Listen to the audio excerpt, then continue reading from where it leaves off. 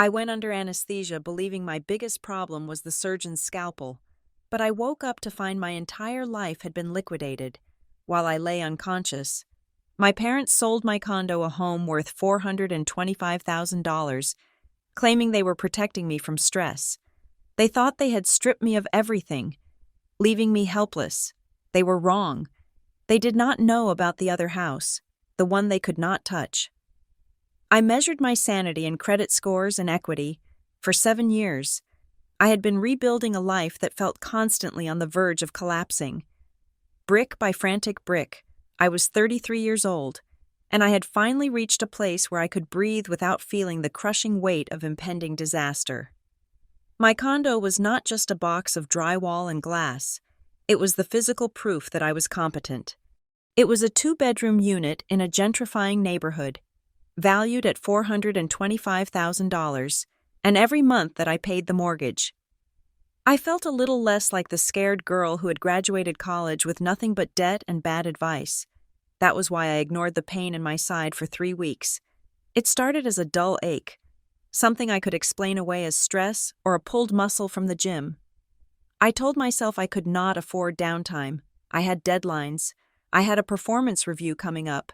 I had a savings goal I was obsessed with hitting by the end of the quarter. If I stopped moving, I was terrified that the momentum I had built would vanish. So I took ibuprofen like it was candy and kept working, kept driving, kept pretending that my body was not screaming at me to stop. The collapse happened on a Tuesday morning. I was in my kitchen, pouring coffee, when the dull ache suddenly sharpened into a hot, blinding knife twist in my abdomen. I dropped the mug. It shattered, sending ceramic shards and hot liquid across the hardwood floor I had so lovingly refinished myself. I fell to my knees, gasping, unable to draw a breath past the agony radiating from my lower right side. I knew immediately that I had been stupid. I knew this was not a pulled muscle. By the time the ambulance arrived, I was sweating through my clothes, curled in a fetal position on my living room rug. The paramedics were efficient, loud, and terrifying. They spoke in codes and numbers, loading me onto a stretcher while I tried to tell them about the cat, about the stove, about the fact that I had a meeting at 10 o'clock. My phone was in my hand, but the battery icon was a thin red sliver, 6%. I watched the percentage drop to 5 as they loaded me into the back of the rig. I had no charger. My hospital bag did not exist because I had never planned on being a patient. I was the responsible one. I was the one who handled things. In the chaos of the emergency room, stripped of my dignity and dressed in a thin gown that smelled of bleach, I felt a regression hit me. I was an adult woman with a mortgage and a 401k, but lying there in pain, terrified of the surgery the doctor was already describing. I just wanted my parents. It was a vulnerability I usually fought against. My relationship with my mother and father was cordial, structured, and careful. We did Sunday dinners once a month. We texted about the weather, but I kept them at arm's length regarding my finances and my personal life, mostly because their own financial history was a roller coaster I wanted no part of. They were people who believed in big dreams and quick fixes, whereas I believed in spreadsheets, but pain makes you small.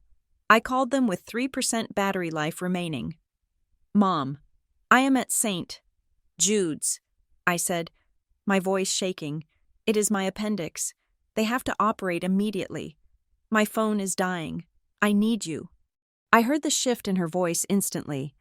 It was not the voice of the woman who sometimes criticized my hair or asked why I was still single. It was the voice of the mother who used to chase away monsters. "We are on our way." "Nora," she said, "do not worry about a thing. We are coming." The phone died 2 minutes later. The hour before surgery was a blur of fluorescent lights and administrative violence. People kept asking me for my name, my birth date, my insurance card. I felt like I was floating outside my body, tethered only by the sharp, rhythmic stabbing in my side. When my parents burst into the preoperative bay, they looked like angels of mercy.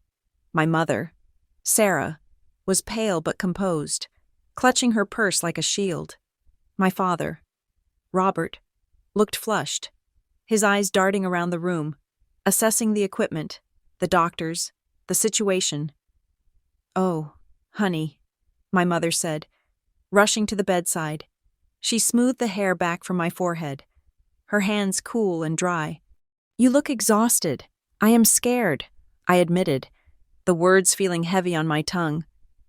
"You have nothing to be scared of," my father said, his voice booming slightly too loud for the small curtained area. "These doctors know what they are doing. We are here now. We will handle the logistics." A nurse appeared with a clipboard, looking harried. "Ms. Henderson, we need to get these intake forms signed before we can take you back. It is standard procedure. Consent for anesthesia, liability waivers, designated contact information." I tried to focus on the papers, but the words swam. The font was small, and the pain medication they had given me in the ambulance was starting to wrap a thick wool blanket around my brain. I squinted at the clauses. "Here, let me help," my mother said. She took the clipboard from my shaking hands. "You just need to sign at the X. Nora, do not strain yourself reading all the fine print right now. It is just the hospital covering their bases." I hesitated. My instincts, honed by years of reading contracts for work, twitched weakly. I usually read everything. The nurse tapped the paper. "We really need to get moving. Honey, your white count is very high. We do not want that thing rupturing." There was a section about designated representatives, a line about temporary permission for decision-making during incapacitation. "Does this mean medical decisions?" I asked, my voice slurring. "It means we can talk to the doctors while you are out," my father said. He was standing on the other side of the bed, his hand resting on the railing. "It means we can make sure they do their job. Just sign it. Nora, we need to get you fixed up." I looked at my mother. She nodded, her eyes wide and encouraging. "I will take care of everything," she promised. "Just rest." I signed. The scrawl looked nothing like my usual crisp signature. It was a jagged, weak line that trailed off at the end. "Good," the nurse said, snatching the clipboard back. "Let's go." As they wheeled me away, I looked back. My parents were standing side by side, watching me. They did not look sad. They looked alert. They looked ready. The surgery was a void. There were no dreams, only a black gap in the timeline of my life. Coming out of anesthesia was not like the movies. It was a slow, nauseating climb up a muddy hill. I woke up shivering, my throat dry as sandpaper, the beep of monitors drilling into my skull. When my eyes finally focused, I saw them. My parents were sitting in the 2 visitor chairs in my recovery room, but they were not sitting in the anxious, huddled way I expected. My father was on his phone, speaking in a low, rapid murmur, his back to me. My mother had a notebook open on her lap, and she was writing furiously. I tried to speak, but it came out as a croak. "Water." My mother's head snapped up. She closed the notebook instantly. "Nora, you are awake." She hurried over, grabbing a plastic cup with a bendy straw. She guided it to my lips. "Sips," she instructed. "Small sips." My father ended his call and turned around. He looked energized. There was a shine to his skin, a brightness in his eyes that I could not place. Usually, hospitals made him sullen and withdrawn, reminding him of his own mortality. Today, he looked like a man who had just closed a deal. "Everything went perfectly," he said, rubbing his hands together. "The doctor said it was a mess in there, but they got it all. You are going to be fine." I felt heavy, anchored to the bed by tubes and fatigue. "What time is it?" "It is Tuesday evening," my mother said. "You have been out for a few hours." She began fussing with my blankets, tucking them in tighter than I liked. "We have been busy while you were sleeping." She said, "We did not want you waking up to a mess." "Busy?" I asked. "We handled some calls," my father said. He walked over to the window and looked out, rocking on his heels. "I called your office to let them know you would be out for a week. I told them not to bother you." "Thank you," I whispered. "That was actually helpful. And I swung by your condo," he added. My stomach gave a lurch that had nothing to do with the surgery. You went to my apartment just to grab your mail and straighten up, he said, not turning around. You know how you get about clutter. We did not want you coming home to a sink full of dishes or trash that needed to be taken out. I tried to remember if I had left dishes in the sink. I never left dishes in the sink. And how did he get in? I have a spare key hidden. I mumbled. Under the planter. Right, he said. Under the planter. Got it. It felt invasive. My condo was my sanctuary. My parents had not been inside it in 6 months, mostly because I preferred visiting them at their house. My space was curated, private, and mine. The idea of my father walking through my living room, touching my things, looking at my mail, made my skin crawl, but I was too weak to argue. I was tethered to an IV pole, wearing a gown that tied in the back, unable to even sit up without assistance. We just want you to focus on healing, my mother said, stroking my arm. Stress slows healing. Nora, we read that in a pamphlet. We are going to handle the bills and the logistics for a few weeks. You just rest. I need my phone. I said. My mother hesitated. She looked at my father. A quick, darting glance that I might have missed if I had not been staring at her face. It is charging, she said. It was completely dead. I need it. Mom. She reached into her purse and pulled it out. It was my phone. Black and sleek. She held it out but did not let go when I reached for it. What is your passcode? Honey, she asked. Why just in case of emergency? She said, if the doctors need to call someone and we are in the cafeteria, or if we need to access your insurance app again, you are going to be on a lot of pain medication. You might not remember it later. I stared at her. My passcode was the same 4 digits I had used for everything since high school. It was the year my grandmother was born. It was not a state secret, yet giving it to her felt like handing over a key to a vault I had spent years locking. 1942, I said. She typed it in. The phone unlocked. She smiled, a tight, pleased expression. Good. Now we can make sure we do not miss anything important. She placed the phone on the bedside table, just out of my reach. The next 2 days were a haze of pain management and broth. My parents were constantly present, rotating shifts like guards. They were suffocatingly helpful. They fluffed pillows. They fetched ice chips. They spoke to the nurses with an authority that bordered on arrogance. But there was an undercurrent I could not ignore. They were whispering. I would wake up from a nap and hear them in the corner of the room, their heads bent together. Timing has to be right. My father would hiss. She will understand later. My mother would reply. When I asked them what they were talking about, they would smile bright, plastic smiles and say, just planning your recovery, sweetie. On the 3rd day, the doctor cleared me for discharge. I was sore, walking with a hunched shuffle, but desperate to get back to my own bed. I wanted my high thread count sheets. I wanted the silence of my condo. You are coming home with us, my mother announced as she packed my bag. No, I said, I want to go to my place. Nora, be reasonable. My father said, you can barely walk. You have stairs at your condo. Our house is a ranch. You will stay in the guest room until you are back on your feet. I argued, but it was a losing battle. They were my ride. They had my keys. And physically, I knew they were right. The idea of climbing the 2 flights of stairs to my unit seemed impossible. So I went to my childhood home. The guest room was exactly as it had been when I was a teenager, faded floral wallpaper, a twin bed that was too soft, and a smell of dust and potpourri. I felt trapped. I spent the first 24 hours sleeping. When I finally woke up with a clear head on Saturday morning, the house was quiet. My parents were out grocery shopping. They had said in a note left on the nightstand. I reached for my phone. It was plugged into the wall. Fully charged. I unlocked it. My thumb hovered over the screen. I had 26 unread text messages, mostly from friends wishing me well. I scrolled through them, feeling a warm glow of gratitude. Then I saw the notification from my bank. It was a push alert from the Chase app. Deposit pending $412,000. I blinked. I rubbed my eyes, thinking the medication was causing hallucinations. I looked again. The number was real. $412,000. My heart started to hammer against my ribs, a painful, frantic rhythm. I did not have $400,000. I did not know anyone who had $400,000. I tapped the notification to open the app. Face ID. Let me in.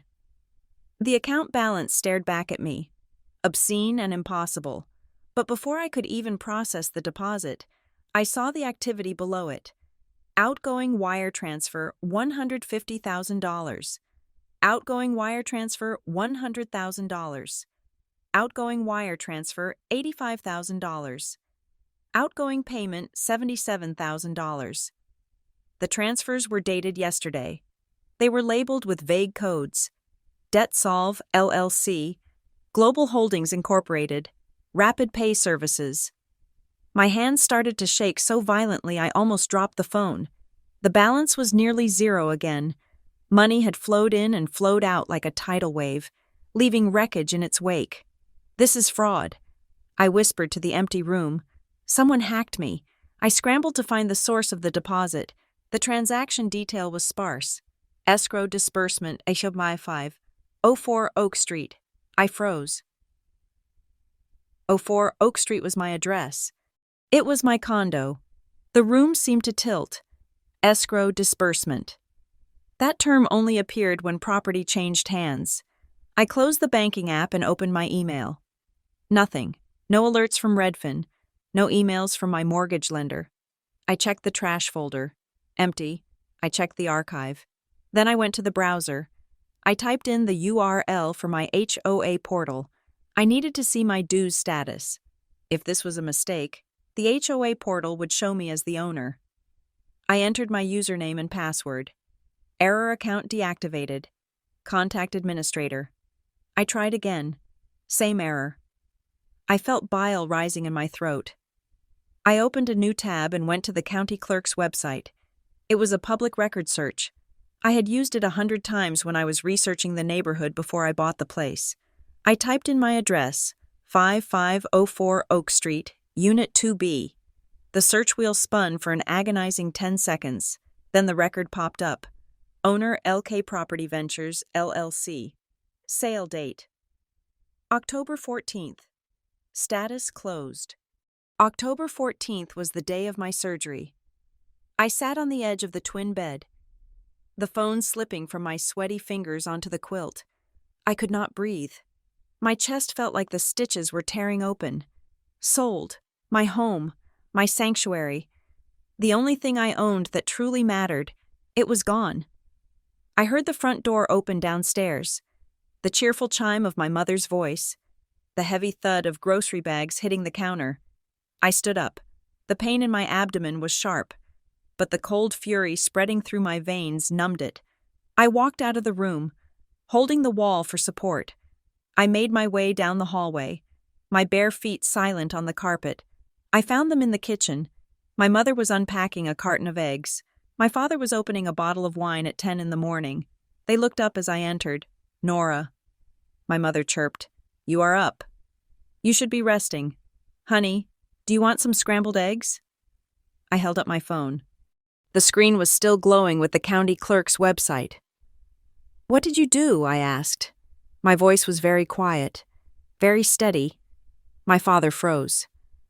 The corkscrew halfway into the cork. He looked at the phone, then at my face. He did not ask what I meant. He knew. My mother's smile faltered, then vanished. She put the eggs down on the counter. Nora, please sit down, she said. You are going to hurt yourself. I took a step forward. Tell me I am hallucinating. Tell me that the county clerk's website is wrong. Tell me you did not sell my house while I was unconscious. There was a silence that stretched for 1,000 years. The refrigerator hummed. A car drove by outside. We had to act, my mother said. Her voice took on a pleading, desperate tone. You were in surgery. We did not know what was going to happen. You sold my condo, I screamed. The sound ripped out of me, raw and ugly. We did it for you, my father shouted back, slamming the wine bottle down on the counter. The glass clinked dangerously. Do you have any idea how much medical bills cost? Do you have any idea the risk you were in? I have insurance, I yelled. I have excellent insurance. I have savings. You were unconscious, my mother cried, moving toward me with her hands out. We had to make decisions. The doctor said it was serious. We were terrified. Nora, we thought you might need long-term care. We thought you might lose your job. We wanted to simplify your life. Simplify, I choked out. You liquidated my life. We found a buyer who was ready to move immediately, my father said, his voice dropping to a reasoned, almost businesslike cadence. He avoided my eyes, staring at a spot on the wall behind me. Cash offer. No inspections. We had to move fast. If we waited until you woke up, the deal would have been gone. How, I asked. How did you even sign the papers? My mother looked down at her hands. You signed the power of attorney at the hospital. Nora, you gave us permission. That was for medical decisions, I said. My knees shaking so hard I thought I would fall. The nurse said it was for medical decisions. It was a general power of attorney. My father said, we asked for the comprehensive form. To protect you. To protect me. I laughed. A harsh, hysterical sound. You sold my $400,000 home for. I looked at the memory of the bank transfer. For what? Where's the money? It is safe, my mother said quickly. We moved it to keep it safe. I saw the transfers, I shouted. DebtSolve LLC, Rapid Pay. Who are those people? Those are holding accounts.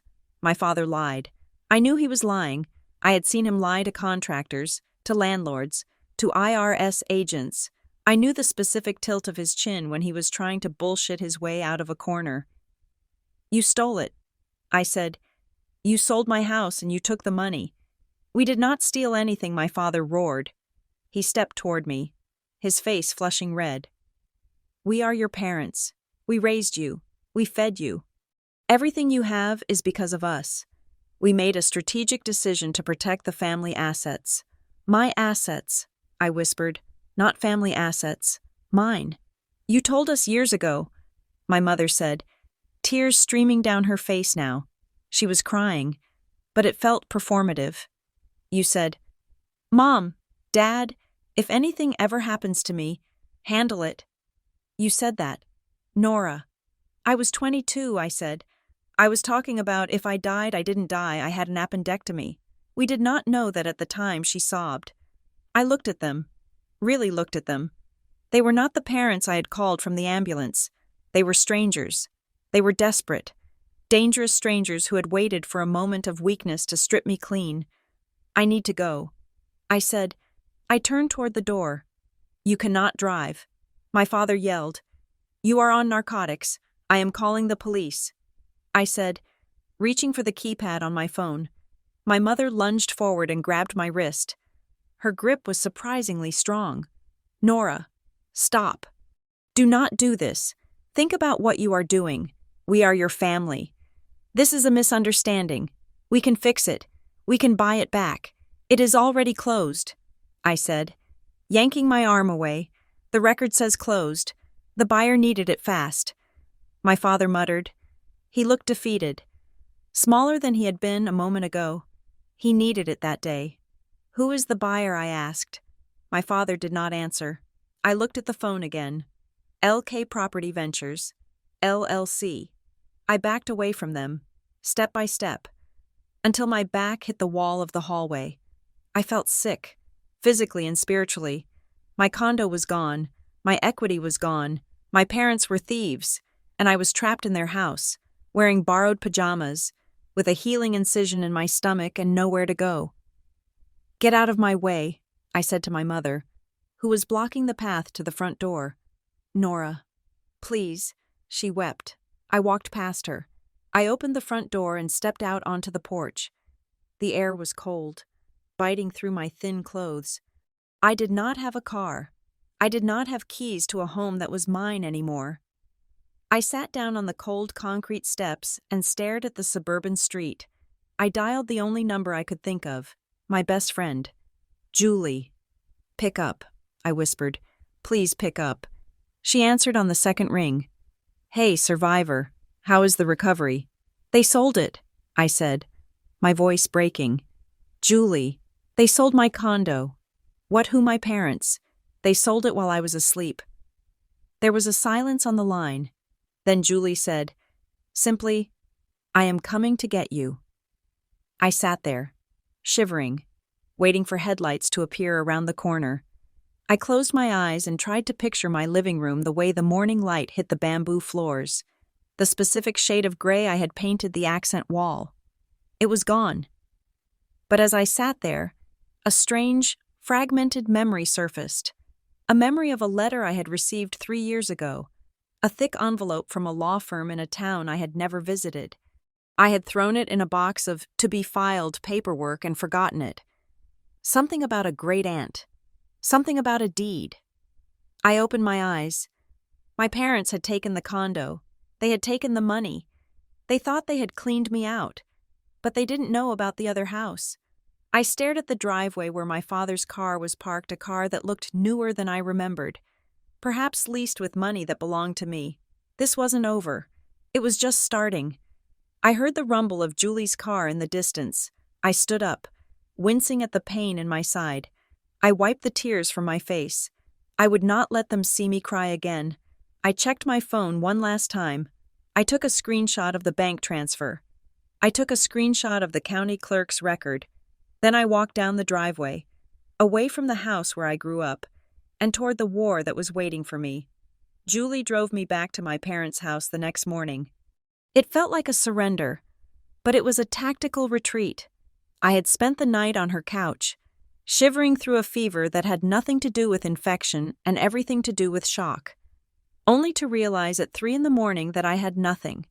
My wallet, my pain medication, my laptop, and the keys to a home that apparently no longer belonged to me, they were all sitting on the nightstand in my childhood bedroom. I could not fight a war without supplies, and my parents held every single supply line. When I walked through the front door, leaning heavily on Julie's arm, the house smelled of bacon and coffee. It was a grotesque performance of normalcy. My mother was wiping down the counters, and my father was sitting at the kitchen table reading the sports section. They did not look guilty. They looked relieved, as if my return proved that my outburst yesterday was just a symptom of the anesthesia, a temporary madness that had now passed. "You are back," my mother said, wiping her hands on a dish towel. "I kept your breakfast warm in the oven." "I do not want breakfast," I said. I sat down opposite my father. "I want the paperwork." He turned a page of the newspaper. "Nora, we can talk about this when you are feeling more now," I said. My voice was raspy, but I put every ounce of my remaining strength into that single word. "I want to see everything: the listing agreement, the closing disclosure, the power of attorney, the bank records, everything." My father sighed, a long, beleaguered sound that suggested I was being incredibly difficult. He folded the newspaper and stood up. He walked to the hallway closet, the one where we used to keep board games and winter coats, and pulled out an expanding file folder. It was navy blue. It was thick. He placed it on the table in front of me. "We knew you would have questions," he said. "We wanted to have everything organized for you, so you could see that we did this the right way." I opened the folder. It was terrifyingly neat. There were color-coded tabs. There was a table of contents. It looked like a project proposal, not a desperate emergency sale. I flipped to the first section, authorization. There was a copy of the hospital intake form, the one I had signed with a shaky hand while a nurse pressured me about my white blood count. But underneath it, stapled to the back, was a document titled Durable Power of Attorney for Asset Management. I stared at the signature at the bottom. It looked like mine. It had the same loop on the N, the same sharp slant on the H, but I did not remember signing it. I never saw this. I said, "I signed a medical release. It was in the packet." "Nora," my father said calmly, "you were in a lot of pain. You probably just do not recall. We explained it to you. We told you we needed to handle things." I turned the page. Statement of intent. It was a typed letter, dated 3 years ago. It was addressed to no one in particular. "To whom it may concern, I, Nora Henderson, hereby express my desire that my parents, Robert and Sarah Henderson, take full control of my real estate assets in the event of any medical incapacity." However brief, To ensure the preservation of family capital. I read it twice. The language was stiff, awkward. It sounded like something my father would write if he were trying to sound like a lawyer. I never wrote this. I said, "You sent it in an email." My mother said, coming over to stand behind my father. "Remember when you were worried about your job that one time we printed it out and kept it, just in case?" I looked at the header. It was a printout of an email from my personal account, but the subject line was updates, and the body text looked wrong. The font size was slightly different from the header. "This is doctored," I whispered. "You copy-pasted this. Nora. Do not be paranoid," my father said, his voice dropping an octave. "We are showing you the proof." Why would we forge an email? "We are trying to help you understand." I pushed the folder away, feeling nausea roll through me. I grabbed my phone. "I am calling the title company," I said. My father reached out as if to stop me, then pulled his hand back. "Go ahead," he said. "They will tell you the same thing." I dialed the number listed on the closing disclosure document, Prestige Title and Escrow. A woman answered on the second ring. "Prestige Title. This is Linda." "Hi," I said. "My name is Nora Henderson. I am calling about a closing that took place this week. File number?" I squinted at the paper. 89442. "One moment," she said. I heard the click of keys. "Okay, I have the file," she said. "The sale of 5504 Oak Street. What is your question?" "Ms. Henderson." "I did not authorize this sale." I said, "I was in surgery. My parents signed the documents. I need to know how you allowed this to close." There was a pause, a cold, professional silence. "Ms. Henderson, we have a valid power of attorney on file, notarized and witnessed. The funds have been dispersed according to the instructions provided by your agents. I did not sign a power of attorney for real estate," I said, my voice rising. "I signed a hospital intake form, ma'am." "We do not handle hospital forms," Linda said, her tone shifting from polite to defensive. "We handle legal property documents. The paperwork was reviewed by our legal team. If you have a dispute with your agents, that is a civil matter between you and them." "Who notarized it?" I asked. "Who witnessed me signing it? The notary seal is from?" "Let me see. A Mr. James Eckhart." I froze. James Eckhart was my father's golfing buddy, a man I had met twice at backyard barbecues. He was not at the hospital. I said, "I cannot speak to that." Linda said, "I have a document that is facially valid. The transaction is closed. Is there anything else?" I felt the walls of the kitchen closing in. "You helped them steal my house, Ms. Henderson. I am going to terminate this call. If you continue to harass our employees, we will contact legal counsel." The line went dead. I looked up at my parents. My father was smiling, just a little, a tight, grim smile that said, "I told you so." "See," he said, "it is legal. Nora, it is done." I stood up, grabbing the edge of the table to steady myself. "I need to lie down." I said. I did not lie down. I went to the guest room, closed the door, and pushed the chair under the knob. Then I sat on the bed and called the hospital. "I need to speak to the records department." I told the operator. It took 20 minutes of transferring and holding before I got a human being on the line. I explained that I needed to know exactly what forms were in my intake packet. "I cannot send you copies without a written request," the clerk said, "but I can look at your file. Please," I said, "just tell me." Was there a real estate power of attorney in there? I heard her typing.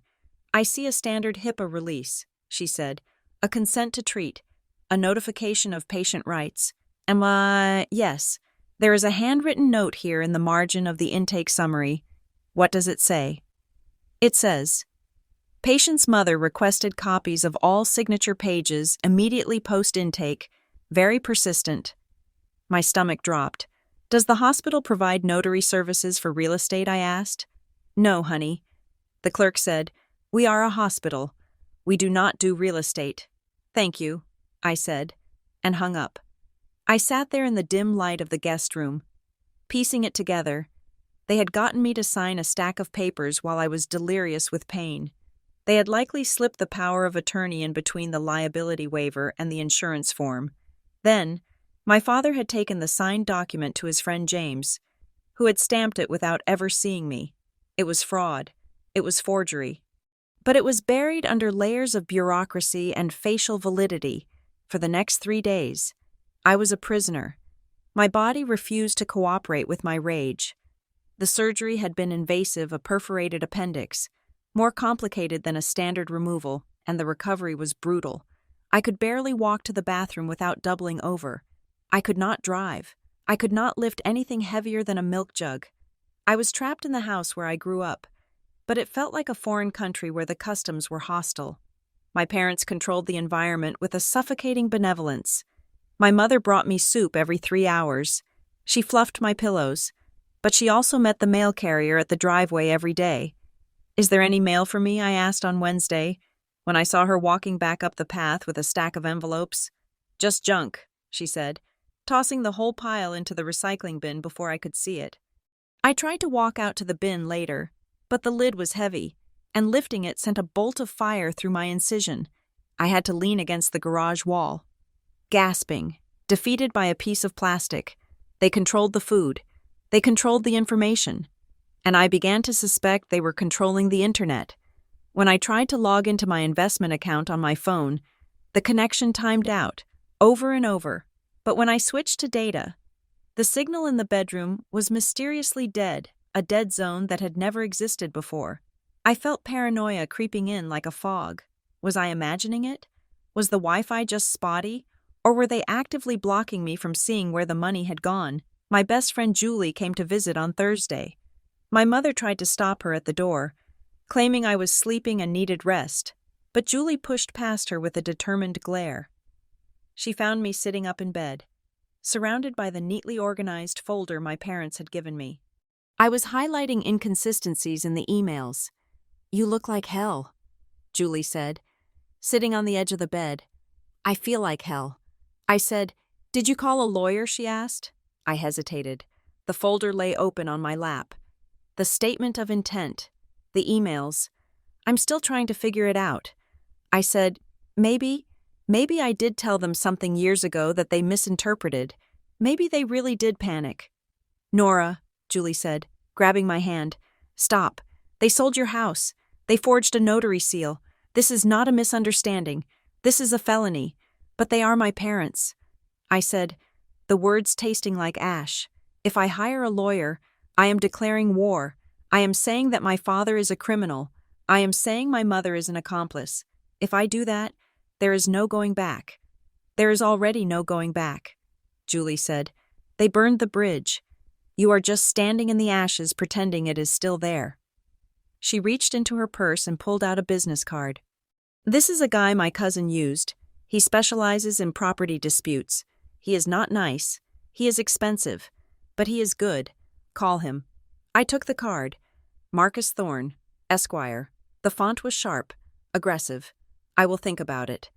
I said, "Do not think," Julie said. "Act, before they spend the money." After she left, I waited until I heard the television turn on in the living room. My parents were watching their favorite game show. The volume was up high. I crept into the bathroom and locked the door. I turned on the shower to create white noise. Then I sat on the closed toilet lid and used the neighbor's unsecured Wi-Fi network, which I could just barely catch if I held my phone up to the frosted window. I pulled my credit report. My hands were shaking so hard I had to type my social security number 3 times. When the report loaded, I scrolled past the student loans I had paid off, past the car lease. There, at the bottom, inquiries. New inquiry, October 15th. Quick Cash Lending Services. New account opened October 16th. Q Cash line of credit. Limit $15,000. I stared at the screen. October 16th was 2 days after my surgery, while I was lying in this house, drinking my mother's soup. Someone had used my social security number to open a high-interest line of credit, $15,000. It was small compared to the condo. It was sloppy. It was the move of someone who needed cash now. Someone who was patching holes in a sinking ship. It was the smoking gun. It was not a misunderstanding. It was not protection. It was predation. I flushed the toilet, turned off the shower, and walked out of the bathroom. I'm going out, I told my mother in the hallway. She looked up from her laundry basket, startled. Nora, you cannot drive. You are not cleared. Julie is coming back to pick me up. I lied. She is taking me to a follow-up appointment. I do not have that on the calendar. My mother said, her eyes narrowing. It was a last-minute thing. The doctor had a cancellation. I walked past her, my movements stiff but determined. I grabbed my coat. I need my keys. Mom, she hesitated. They are in the bowl, but I really think your father should drive you. He has been drinking, I said coldly. I smelled it on him at lunch. She flinched. It was a low blow, but it worked. She stepped aside. I did not call Julie. I called a rideshare. I waited at the end of the driveway, shivering in the wind, until the generic gray sedan pulled up. Take me to 5504 Oak Street. I told the driver. The ride took 20 minutes. 20 minutes of watching the city scroll by, wondering if I was still the person who lived here, or if I had become a ghost. When the car pulled up to my building, I felt a physical ache in my chest. It looked exactly the same. The brick facade, the ivy trellis, the heavy oak door. I punched in the door code. It still worked. I took the elevator to the second floor. I walked down the hall to Unit 2B. I reached for my keys, then stopped. The lock had been changed. The silver hardware I had installed was gone, replaced by a shiny brass keypad lock. I stood there, staring at the brass. It was ugly. It did not match the door. I knocked. No answer. I knocked again. Harder. Still nothing. I walked around to the back of the building. My unit had a small balcony that overlooked the alley. There was a fire escape that ran past it. I shouldn't have done it. My stitches pulled tight with every step. But I climbed the first flight of the metal fire escape, gritting my teeth against the pain. I pulled myself up until I could see through the sliding glass door of my living room. The curtains were open. The apartment was empty. But it was not just empty. It was erased. My furniture was gone. My rugs were gone. My art was gone. The walls, which I had painted a warm, subtle grayja called Revere Pewter, were now a stark, blinding white. The floors had been polished to a high, unnatural gloss. And in the center of the living room, there was a single chair, a staging chair.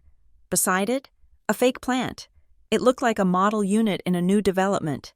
It looked like no one had ever lived there. I pressed my forehead against the cold glass. Where were my books? Where was the quilt my grandmother made? Where were the framed photos of my college graduation? They had not just sold the asset. They had liquidated the evidence of my existence. Hey, I jumped, crying out as my side spasmed. I looked down.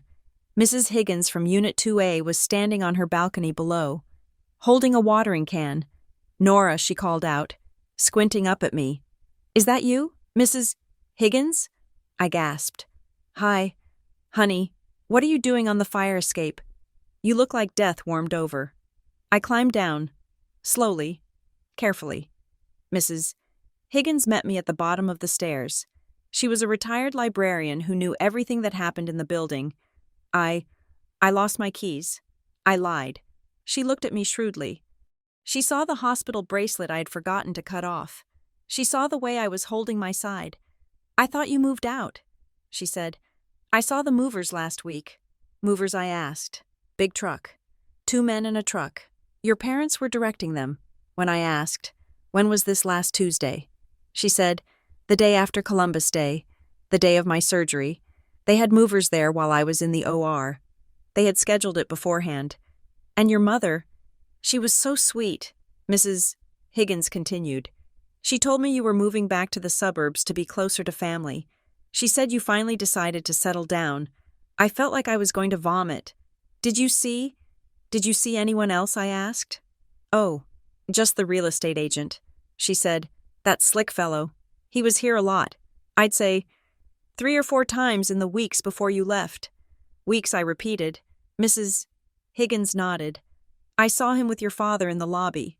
I assumed you were just busy at work and sent your dad to handle the showings. I even told your mother. Nora is finally doing the smart thing, cashing out at the top of the market. She smiled. Your mother looked so happy. She said, Yes, we are very relieved. I leaned against the brick wall. The timeline was rewriting itself in my head. They hadn't panicked when I got sick. They had been planning this for weeks. My surgery was just the trigger event they had been waiting for, the moment of incapacity that gave them the window to execute the close. Thank you, Mrs. Higgins, I said. I stumbled away from the building. I walked 2 blocks to a coffee shop and sat in the back corner. I called my parents. Where are you? My mother asked immediately. Her voice was sharp, panicked. The rideshare app says you got dropped off at the condo. Nora, why did you go there? Why is my apartment painted white? I asked. Nora, listen, why did Mrs. Higgins see Dad with a real estate agent 3 weeks ago? There was silence on the line. Then my father's voice came on. We were exploring options, he said. His voice was hard now. No more honey or sweetie. We knew you were struggling. Nora, we knew you were stressed. We were doing due diligence so that if you ever needed to sell, we would be ready. I was not struggling, I screamed into the phone, startling the barista. I had $50,000 in savings. I had a 750 credit score. You have medical debt coming, my father shouted back. Do you know what a hospital stay costs? I have an out-of-pocket maximum of $4,000, I yelled. You sold a $400,000 asset to cover a $4,000 bill. Do the math. Dad. It is not just the bill, he said. It is the recovery. It is the lost wages. It is the uncertainty. Stop lying, I said. You sold it because you needed the money. Silence. Heavy. Breathing silence. Come home. Nora, my mother said. Her voice was shaking. We can explain everything. We have the breakdown. We put the money in a trust. It is all for you. You opened a credit line in my name 2 days ago. I said, Is that for me too? Is the 15 grand at 24% interest for my benefit? My father swore. A short, violent word. I am not coming back. I said, You have nowhere else to go. He said, You are sick. You are weak. You have no clothes. You have no medicine. I have a lawyer. I said, I hung up. I sat there, looking at the black screen of my phone. I did not have a lawyer. I had a business card for a man named Marcus Thorne who charged $500 an hour. I looked at my bank account balance. The few thousand I had access to in my checking account was still there. Miraculously, I called the number on the card. Thorne Law. A receptionist answered. I need to speak to Mr. Thorne. I said, My name is Nora Henderson. I have a case involving real estate fraud, forgery, and family theft. Can you hold? I held for 5 minutes. Then a man's voice came on the line.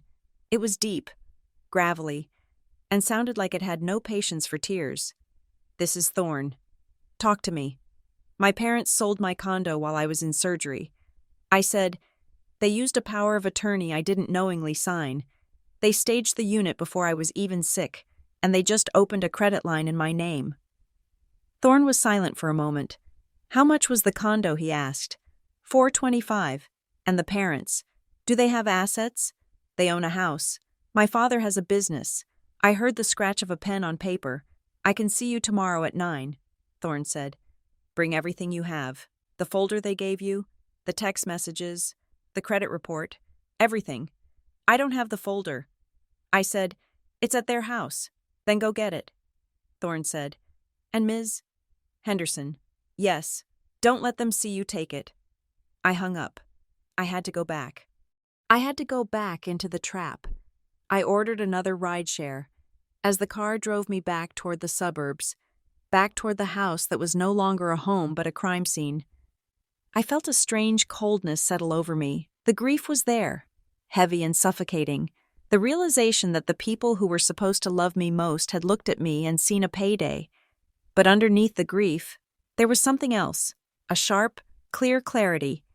They thought I was the same daughter who had asked them to bring her a phone charger. They thought I was the girl who needed their permission to survive. They were wrong. I was the owner of the house they didn't know about. and I was about to burn their whole world down. The office of Marcus Thorne was located on the 14th floor of a building that smelled of old money and lemon polish. It was a space designed to intimidate, filled with dark mahogany and leather chairs that cost more than my first car. I sat in one of those chairs, clutching the navy blue folder I had smuggled out of my parents' house that morning, while Thorne read through the documents in silence. He was a man who seemed carved out of granite-sharp features, graying hair cut with military precision, and eyes that did not blink often enough to be comforting. He had not offered me coffee. He had not offered me sympathy. He had simply held out his hand for the papers, for 10 minutes. The only sound in the room was the rhythmic turning of pages and the ticking of a grandfather clock in the corner. I shifted uncomfortably, the stitches in my abdomen pulling tight. The physical pain was a dull, constant thrum, a reminder of how vulnerable I truly was. Finally, Thorne closed the folder. He placed his hands flat on the desk. "This is sloppy," he said. His voice was a low rumble, devoid of theatrical outrage. "Sloppy?" I asked. "It feels catastrophic."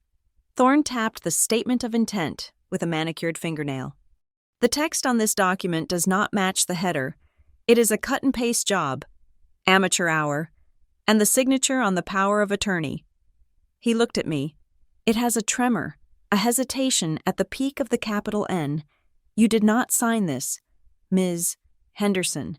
Or if you did, you were not in a state of mind to understand what you were signing. I told you," I said. "I was on morphine.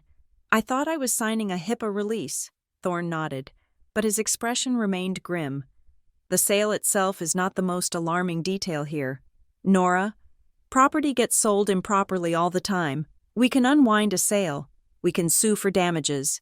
Then what is the problem? The problem is the infrastructure," he said. He leaned forward.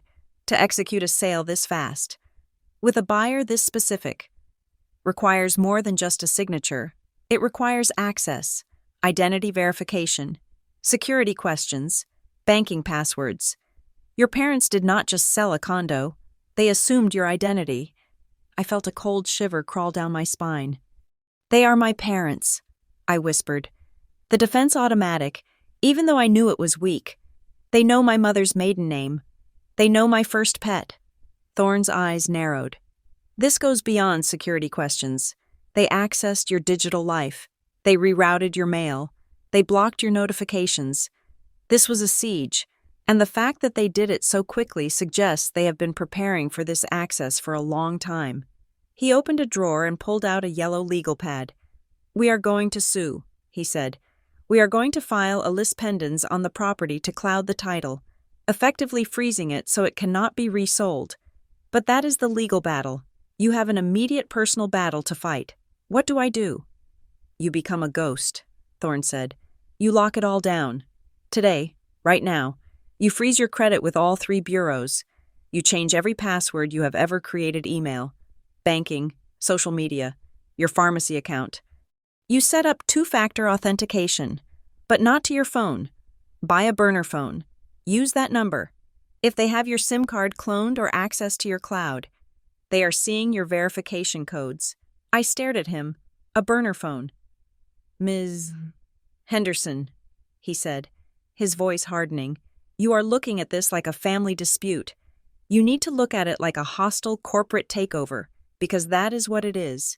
You are the corporation, and they are stripping you for parts." I left his office an hour later with a list of instructions that made me feel like a spy in my own life. I did not go back to my parents' house immediately. I went to the library. I sat in a quiet corner with my laptop, which I had recovered from my old room while my parents were in the backyard, and began the digital purge. I froze my credit. I called the bank and put a verbal password on my accounts, a word my parents would never guess: Leviathan. I changed my email password to a string of random characters that I wrote down in a physical notebook. Then I started cataloging. Thorne had told me to document everything. "Every conversation is evidence," he had said. "Every text message is a transcript." I opened a new document and began to type.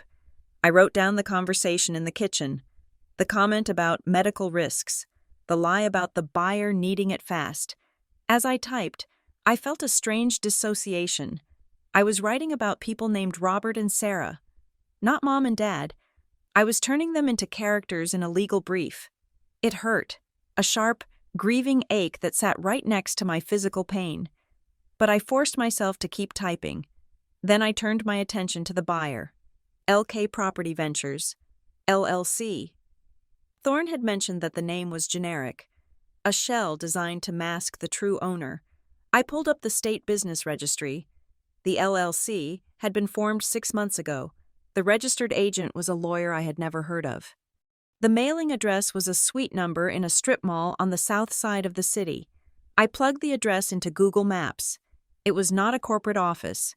It was a chaotic storefront that housed a bail bondsman and a We Buy Gold exchange. I dug deeper. I searched for the other businesses registered to that same address. There were dozens of them. Quick Flip Homes, Metro Cash Properties, Rapid Liquidity Solutions, and then I found a name connecting them. A manager listed on an annual report for one of the sister companies, Michael Big Mike Vanzetti. I knew that name. Everyone in the city knew that name. He was a local real estate predator, the kind of guy who put handwritten signs on telephone poles saying, "We buy ugly houses." He was known for preying on the desperate people in foreclosure, people in divorce, people who needed cash by Friday to stay out of jail. My parents had not sold my condo to a nice young couple or a reputable investment firm. They had sold it to a shark, and they had done it for $380,000. I saw the figure on the closing statement copy Thorne had pulled. The sale price was $45,000 below market value. They had left $45,000 on the table just to close the deal in 3 days. Why? The question gnawed at me. My parents were greedy, yes, but they were also vain. They liked to brag about getting the best deal. Selling low to a shark like Vanzetti was an admission of total desperation. I was still on the county recorder's website, staring at the deed history for my condo. When my finger slipped on the trackpad, I had searched for Nora Henderson in the grantor/grantee index. The list of results refreshed. There was the deed for my condo, dated 4 years ago when I bought it. There was the deed transferring it to LK Property Ventures, dated last week. But there was a third entry, grantee Nora Henderson, date 7 years ago. Property description, lot. 4 Block B, Oakhaven. Subdivision. I stared at the screen. Oakhaven. I had never been to Oakhaven. It was a small, dusty town 2 hours west, a place you only stopped for gas on the way to somewhere else. I assumed it was a mistake, a different Nora Henderson. It was a common enough name, but I clicked on the document anyway. The PDF loaded slowly on the library Wi-Fi. It was a quitclaim deed. Grantor Estate of Jean Marie Henderson. Grantee Nora Henderson, of 1242 Maple Avenue. I stopped breathing. 1242 Maple Avenue was the apartment I had lived in right after college. The address was mine. I scrolled to the bottom. There was no signature required from me. It was a transfer from an estate. I owned a house in Oakhaven. I had owned it for 7 years. I grabbed my phone and dialed Thorne's office. The receptionist put me through immediately. "Thorne, I found something," I said. My voice sounded hollow in the quiet library. "There is another deed. In my name." "Send it to me," he said. I emailed him the PDF. I heard him clicking in the background. "This looks valid," he said after a moment. "A straightforward inheritance transfer. Who is Jean Marie Henderson?" "She was my great-aunt," I said, searching my memory. "My father's aunt. She lived in the middle of nowhere. I met her maybe twice when I was a kid. She was eccentric, estranged from the family. She left you a house," Thorne said. "But I never knew." I said, "No one told me. Did you have an attorney at the time? Or did she? I don't know. I was 26. I was broke. I wasn't paying attention to estates." "Check your email," Thorne said. "Search for her name, if the deed was recorded. Someone sent you a notice." I hung up and opened my Gmail. I typed Jean Henderson into the search bar. Hundreds of results came up. Mostly family newsletters my mother sent out where Jean was mentioned in the prayers needed section. I narrowed the search. Jean Henderson Estate, one result. It was dated 7 years ago. The subject line was Final Distribution/Deed Recording. It was from a law firm called Miller Associates. I stared at the unread icon. It was gray. I had never opened it. I clicked it. Dear Ms. Henderson, per the instructions in the last will and testament of Jean Marie Henderson, the property located at 410 Elm Street, Oakhaven, has been transferred to your name, as the property is currently occupied by a long-term tenant. The management of the asset will continue under Oakhaven Realty unless you instruct otherwise. Attached, please find the recorded deed and the lease agreement. I sat back in the library chair, my hands covering my mouth. I remembered that year. I was working 2 jobs, drowning in student loans, moving apartments, and dealing with a breakup. I was deleting 50 emails a day without reading them. I must have seen law firm and estate and assumed it was spam, or a bill, or something related to my grandmother's small probate that had caused nothing but fighting in the family. I had ignored it, and for 7 years, a property management company had been collecting rent, paying taxes, and maintaining a house that I owned. Thorne called me back. I ran a check on the address. He said, "It is a small single-family home. Assessors value it at around $180,000. It is not a mansion, but it is real property, and it is yours. My parents don't know." I said, "The realization hit me with the force of a physical blow. How do you know?" "Because if they knew, they would have sold it." I said, "Jean hated my father. She called him a pompous windbag at a Christmas party in the 90s. She wouldn't have left him a dime. She skipped a generation and left it to me." "This changes things," Thorne said. "How it gives you a bunker." He said, "And it gives you a test." "A test? Go back to the house," Thorne said. "Be the dutiful daughter. Eat their food. And then mention the name Oakhaven. Watch their faces. If they know about the house, they will panic that they missed an asset. If they don't know, they will be confused. But if they are as desperate for money as I think they are, they will try to find a way to take it." I went back to the house at 5 o'clock. The atmosphere was tense. My mother was cooking dinner meatloaf, my favorite, a clumsy attempt at a peace offering. My father was in the living room, watching the news. But he wasn't really watching. He was staring at the ticker at the bottom of the screen, his leg bouncing nervously. I walked in and sat on the sofa. I had practiced my expression in the mirror. Tired, defeated, a daughter who had realized she couldn't fight City Hall. "How was your appointment?" my father asked without looking at me. "It was okay," I said. I shrugged, wincing as the movement pulled my stitches. "Just a checkup. I thought you went to see a friend." My mother called from the kitchen. I did. I said, "Julie." She drove me to the clinic. My father turned to look at me. "You should not be out moving around. Nora, you need to rest. We have been worried sick all day." "I know." I said, "I'm sorry. I needed to get some air. The house feels small. It is for your own good," he muttered, turning back to the TV. I waited until we were seated at the dinner table. The meatloaf was dry. The green beans were overcooked. We ate in silence for a few minutes. The scrape of forks on china the only sound. "I have been thinking," I said softly. My mother looked up. "Hopeful. About what?" "Honey, about what you said. About simplifying." My father stopped chewing. He put his fork down. "That is mature of you. Nora, we really do think it is for the best. I was looking through some old papers today." I said, "While I was at Julie's, I remembered something weird." "What?" my father asked.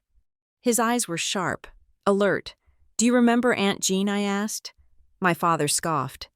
"That old bat." "What about her?" I think she might have left me something." The air in the room changed instantly. It went from heavy to electric. "Left you something?" my mother asked. "Like what jewelry?" "She didn't have any jewelry worth keeping." "No." I said, "I think it was a house. In Oakhaven." My father froze. "A house?" Jean didn't own a house. She lived in a shack. I think she owned it." I said, keeping my voice vague, dreamy. "I found an old email. It seems like, I don't know." It seems like I might have a deed to a place out there. I watched them. I watched them with the cold, clinical detachment of a scientist observing a chemical reaction. My mother's face went pale. She looked at my father, her eyes wide, panic flaring in the corners. Did we miss one? Her eyes asked. My father, however, did not panic. He calculated. He leaned forward, his elbows on the table. He licked his lips. A house in Oakhaven. He repeated, "Are you sure I think so?" I said, "But I don't know what condition it's in. I probably owe taxes on it. It's probably a burden." No, my father said quickly. "Real estate is never a burden. Nora, even a shack has land value." He reached for his wine glass, but his hand was shaking. "If you have another property," he said, his voice dropping to that reasonable, businesslike tone he used when he was trying to manipulate me. "We need to look into that immediately." I asked. "Of course he said. "You are in no condition to manage a property 2 hours away. If there are taxes due, the county could seize it. We need to secure the asset." He pulled his phone out of his pocket. "What is the address? I don't remember." I lied. "It's in the email. I can look it up later." "Look it up now," he said. It was a command, not a request. "Robert, let her eat," my mother said, but her voice was weak. She was doing mental math. I could see it. She was wondering how much a house in Oakhaven could fetch in a quick cash sale. My father ignored her. "Nora, this is important. If you own another house, that is a lifeline. That is equity we can use to help you get back on your feet. Equity we can use." The slip was subtle, but it was there. He wasn't asking if I wanted to live there. He wasn't asking if I wanted to keep it. He was asking for the address so he could assess the liquidation value. I looked at him, really looked at him. I saw the sweat on his upper lip. I saw the fraying collar of his shirt, a shirt that looked expensive but was 5 years old. I saw the desperation of a man who was drowning and would climb on top of his own daughter to catch a breath. They didn't sell my condo to protect me. They didn't sell it because they were confused. They were broke.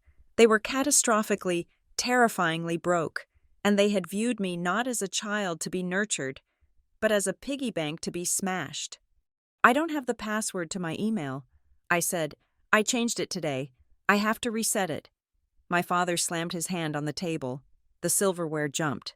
"Why would you change your password?" he demanded. "Security," I said. "Thorne told me to." "Who is Thorne?" my mother asked, her voice trembling. "A friend," I said. "Just a friend." My father stared at me. His eyes were hard, suspicious. He suspected I knew something. He suspected the game was changing. He stood up abruptly. "I am going to the study." He walked out of the room. A moment later, I heard the sound of him rummaging through drawers looking, I assumed, for the file folder I had already given to Marcus Thorne. My mother looked at me across the ruins of the meatloaf. "He is just stressed," she whispered. "Business has been slow." "How slow?" "Mom," I asked. She looked away. "We are fine.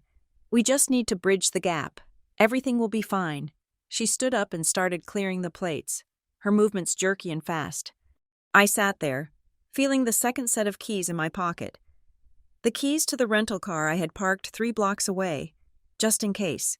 I realized then that the condo sale wasn't the end of it. It was just the first course. They had devoured my home because they were starving. And now that they smelled fresh meat, the house in Oakhaven, they wouldn't stop until they had picked that bone clean too. I wasn't safe here. I wasn't safe sleeping in the room where I grew up. I stood up. "I'm going to bed," I said. I went to the guest room.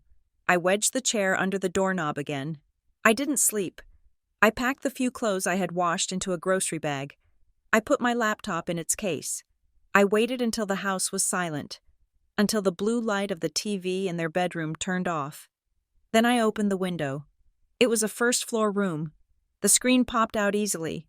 I climbed out into the bushes, my incision burning, my heart hammering against my ribs like a trapped bird. I walked the 3 blocks to the rental car. I got in. I locked the doors. I punched an address into the GPS, not the address of a friend, not the address of a hotel. 410 Elm Street, Oak Haven. I was going to the one place on earth my parents couldn't touch. I was going to find out what Aunt Jean had left me. And from there, I was going to plan my revenge.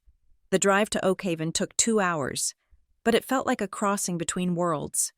I drove with a pillow pressed against my stomach. The seatbelt looped loosely over it, my eyes scanning the road through a haze of fatigue and ibuprofen. I was fleeing a crime scene, but I was driving toward a ghost story. Oak Haven was a town that time had forgotten, or perhaps simply decided to leave alone. It was a grid of wide, quiet streets lined with sycamores and oaks. The kind of place where American flags hung on porches year-round, and the local diner was the center of political gravity. It felt uncanny. It felt like an alternate version of my life, a version where I hadn't moved to the city, hadn't climbed the corporate ladder, hadn't bought a condo with a skyline view, a version where I was safe. I found Elm Street easily. It was a working-class block, the houses small and sturdy, sitting on patches of lawn that had gone dormant for the autumn. Number 410 was a white bungalow with a deep front porch and a detached garage. It wasn't glamorous. The paint on the window frames was peeling slightly, and there was a tricycle overturned in the driveway, but it was solid. It had a chimney, it had a roof, it was real property, and according to the deed in my glove compartment, I owned it. I parked the rental car across the street and just stared at it for a long time. This was my house. I had owned it for 7 years. I had paid taxes on it, or someone had. I had collected rent on it, or someone had. I got out of the car, moving slowly. The air here smelled of wood smoke and damp leaves. I walked up the driveway. A man came around the side of the house, carrying a rake. He was in his 50s, wearing a flannel shirt and a baseball cap. He stopped when he saw me. "Can I help you?" he asked. He didn't sound hostile, just watchful. I hesitated.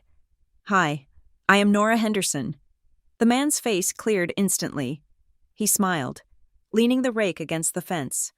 Nora Henderson, well, I will be damned. I didn't think I would ever put a face to the name. "You know who I am?" I asked. "Sure," he said. "I have been signing checks to you since 2019. I am Bill Lewis, your tenant." He wiped his hand on his jeans and extended it. I shook it. His grip was calloused and warm.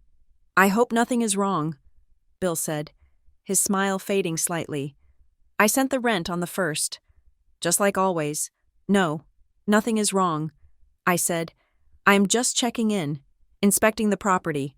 Good, he said. "We love the place. We appreciate you keeping the rent steady these last 2 years. Most landlords would have hiked it up." I nodded, playing along. I tried to keep the tremor out of my voice. "Who do you usually talk to if there is a repair?" Bill looked confused. "Well, the management company mostly. Oak Haven Realty, but your dad stops by every few months." My stomach turned over. "My dad?" "Yeah, Mr. Henderson," Bill said. "Nice guy. He was just here in September. Fixed that loose step on the porch himself. Said he wanted to save you the handyman fee. He's always talking about how busy you are in the city. Said you are a big-shot executive." I felt the blood drain from my face. My father had been here, in September, a month before my surgery. He had stood on this porch, fixed a step, and played the role of the helpful father, all while keeping the existence of this house a secret from me. He said that I whispered. "Yeah," Bill said. "He is proud of you, always says. My daughter is building an empire." I thanked Bill and walked back to the car. I sat in the driver's seat and gripped the steering wheel until my knuckles turned white. Building an empire. He wasn't proud. He was counting. He was counting every asset I had, keeping them in neat little silos, waiting for the moment he needed to harvest them. I drove to the office of Oak Haven Realty. It was a storefront on Main Street, sandwiched between a barber shop and a bakery. The bell above the door jingled when I walked in. The woman behind the desk looked up. She had glasses on a chain and hair teased into a formidable helmet of gray. "Can I help you? I am Nora Henderson." I said, I own the property at 410 Elm. She blinked. Oh, Ms. Henderson, we weren't expecting you. I need to see my file. I said, I want to know where the rent deposits are going. She hesitated. We usually deal with your representative, Robert. I am revoking his authority. I said, effective immediately. I am the owner on the deed. I want to see the records. My tone was brittle, bordering on hysterical. And it worked. She pulled a file from a cabinet. I opened it on the counter. There was the management agreement, signed 7 years ago. The signature at the bottom read, Nora Henderson. But it wasn't my handwriting. It was a clumsy forgery. The loops too wide, the slant wrong. It looked like my mother's handwriting when she was trying to be neat. And the direct deposit form. Bank First National of Oakhaven. Account name Henderson Family Trust. FBO Nora. I took a picture of the document. Do you have a copy of the voided check? I asked. She flipped a page. Here. I looked at the check. It wasn't my account. It wasn't even a trust account. Really?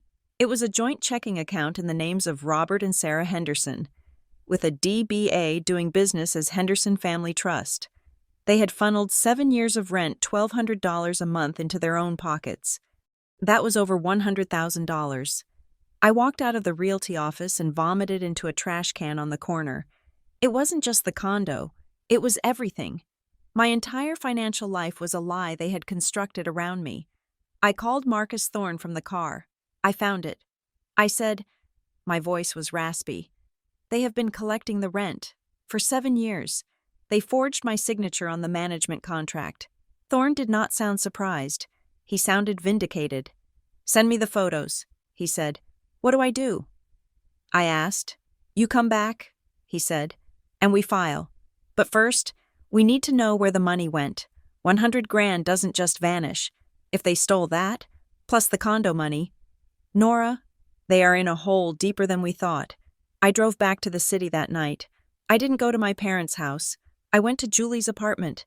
She let me in without a word. She saw my face gray, exhausted, eyes hollow, and she simply handed me a glass of wine and a blanket. I told her everything, the house, the tenant, the forgery. Julie sat on the floor, listening. When I finished, she didn't scream. She didn't curse. She just looked at me with sad, knowing eyes. Nora, she said softly, think back. To what? To everything. The way they acted when you got your first job. The way they always wanted to help with your taxes. I closed my eyes. The memories came flooding back, but now they were lit by a different, harsher light. I remembered being 22, fresh out of college, my father insisting on doing my taxes for me. It is complicated. He had said, you do not want to get audited. Let me handle it. I remembered my mother asking for my passwords. What if you get hit by a bus, she had joked. We need to be able to shut down your Facebook. I remembered the time I tried to switch banks, and my father got angry.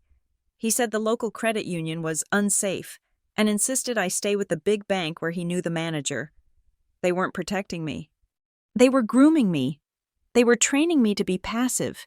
They were training me to hand over the keys. They praised me when I was compliant. Julie said, reading my mind, remember they always called you the good one. The easy one, because I let them rob me. I whispered. The next morning, I met Thorne at his office. He had a stack of papers on his desk. My investigator did some digging last night, he said. We found the lawsuit. Lawsuit, I asked. Your father was sued 2 years ago. Thorne said, breach of contract and fraud. He took deposits for a construction project he never started.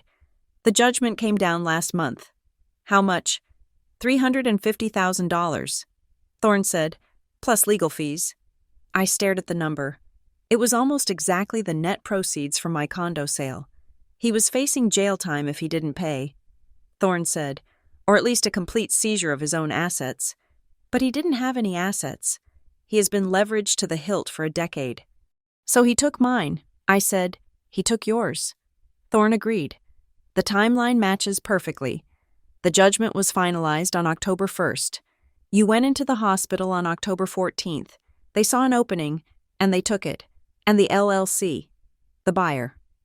Thorne nodded. LK Property Ventures is connected to the plaintiff in your father's lawsuit. It was a settlement. Your father traded your condo to satisfy his debt. That is why it sold so fast. That is why it sold below market. The buyer wasn't buying a home. He was collecting a judgment. I felt a cold, hard knot form in my chest. It wasn't just greed. It was survival. My father had sacrificed me to save himself. I need to talk to them. I said, Nora. Thorne warned. No. I said, I need to hear them say it. I need to hear them admit it. I didn't go alone. Julie drove me. We parked at the curb of my childhood home. I called them from the car. I saw the curtain in the living room twitch. Pick up, I said to the voicemail. My mother answered on the second try. Nora, where are you? We have been so worried. You left in the middle of the night. I know about Oakhaven. I said, silence. Absolute, terrified silence. I know about the rent. I continued. I know about the forgery on the management contract. And I know about the lawsuit. Dad. I heard a fumble on the line, and then my father's voice. He sounded breathless, cornered. Nora, you do not understand the complexity of the situation. I understand that you owed $350,000 for fraud. I said, I understand that you traded my home to stay out of jail. We saved the family, he shouted. The veneer of the loving father cracked and fell away, revealing the frightened, angry man underneath. Do you have any idea what would have happened? We would have lost this house. Your mother would have been on the street. So you put me on the street, I asked. You are young, he yelled. You can rebuild. You have a career. We are in our 60s. Nora, we have nothing else. It was a loan. We were going to pay you back. With what I screamed. With the rent money you stole from me for 7 years. My mother's voice came on the line. Weeping. We only handled the logistics. Nora, we didn't want to burden you. Aunt Jean, she wouldn't have wanted you to deal with the stress of a rental property. Stop. I said, just stop. You are being ungrateful. My father spat. After everything we did for you, we raised you, we paid for your braces, we co-signed your first car, and now, when we are in a crisis, you want to count pennies? Pennies, I asked. You took $500,000 from me. It is family money, he roared. It is all the same pot. No. I said, it isn't. I hung up. I looked at Julie. My hands were shaking, but my mind was clear. Drive, I said. Where to Thorne's office? I want a file. We filed the papers that afternoon. It wasn't just a lawsuit. It was an annihilation. Thorne filed a quiet title action to overturn the sale of the condo, arguing that the power of attorney was forged and invalid. He filed a lis pendens on the condo, effectively freezing the asset so the LLC couldn't flip it. He filed a suit for conversion civil theft against my parents for the Oakhaven rent, and he filed a request for an immediate temporary restraining order to freeze my parents' bank accounts to prevent them from hiding any remaining funds. It was the nuclear option. It meant that by tomorrow morning, my parents would not be able to buy groceries. It meant the sheriff would be knocking on their door. As I signed the final affidavit, I felt a wave of grief so profound it almost doubled me over. I wasn't just grieving my condo. I wasn't just grieving the money. I was grieving the story of my life. I had spent 33 years believing I was loved.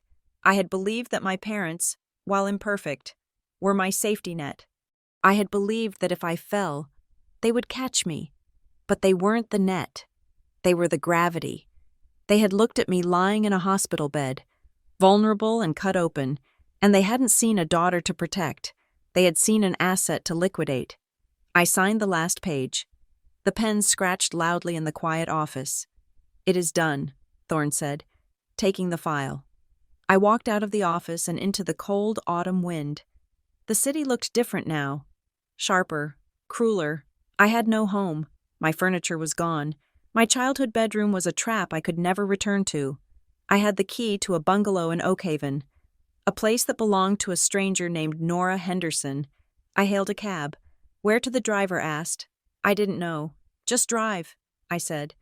As we pulled into traffic, my phone buzzed. It was a text from my mother. How could you? We are your family. I looked at the message. Then I blocked the number. I blocked my father. I blocked the house line. The silence that followed wasn't peaceful. It was heavy and suffocating. But it was mine. I was beginning to realize that the war wasn't about getting the money back. The money was likely gone. The war was about getting myself back. But as the adrenaline faded, the reality of what I had done began to sink in. I had sued my parents. I had accused them of fraud in a public record. I had initiated a process that might send my father to prison. I closed my eyes and leaned my head against the cool window of the cab. They were warm and dangerous. That was the truth I had to live with now. They could make me soup and steal my future in the same afternoon, and I had to destroy them to survive. The response from the title company arrived on a rainy Tuesday. Delivered by a courier who looked bored by the weight of the envelope, I was sitting in Marcus Thorne's conference room, a space that had quickly become the only place in the city where I felt entirely sane. Thorne opened the packet with a letter opener that looked sharp enough to be a weapon.